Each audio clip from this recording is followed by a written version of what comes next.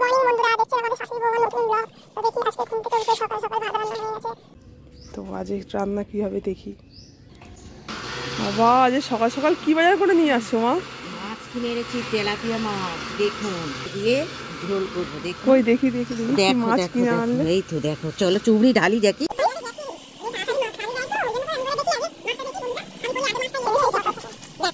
এই তেলাপিয়া মাছ দিয়ে জিরে বাটা দেবো, দিয়ে আমি মাছটা ভালো করে ঝোল করবো। দেখুন একদম শুধু পাটে পাটে। এটা জিরে মরিচ বাটতেছি, এইটা আমার পেঁয়াজ বাটা হয়ে গেছে, এটা আমার আদা বাটা হয়ে গেছে মাছের ঝাল করবার জন্য।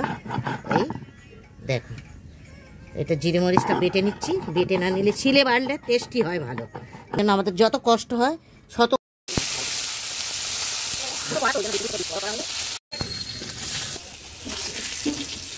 আমি আলুটা ভেজে নিচ্ছি। আলুটা ভেজে নিয়ে তাতে পেঁয়াজ বাটা আছে, আদা বাটা আছে, জিরে বাটা আছে। রং দিয়ে তো ওটা রং হবে না।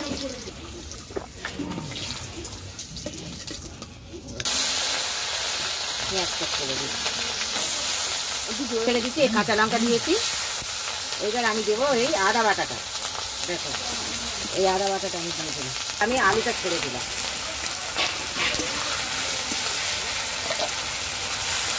এইবার এর মধ্যে আমি টমেটোটা ঢেলে দিচ্ছি। কিছু করা নেই, আমি একটু দেবো।